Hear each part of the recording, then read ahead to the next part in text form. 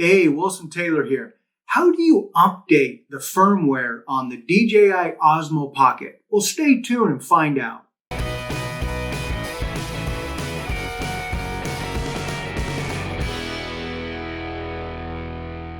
So when you get your DJI Osmo Pocket, one of the first things again is you're going to want to go to the App Store and download the Mimo app, which is set up for the Osmo Mobile as well as the Osmo Pocket. And if you click the top right corner,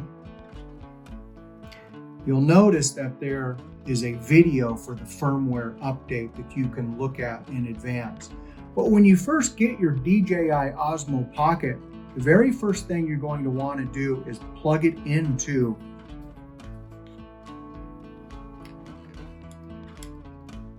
your phone, and it will automatically sync to the app. And if there is an update available, it'll let you know right from this screen and ask you to update from here. So again, when you first get it, you will have to update the firmware. And from there on, every time you plug it in, it'll automatically sync and search for the updates. So I hope this was helpful. And if you have any more questions, let me know down in the comments. And I'll see you in the next one.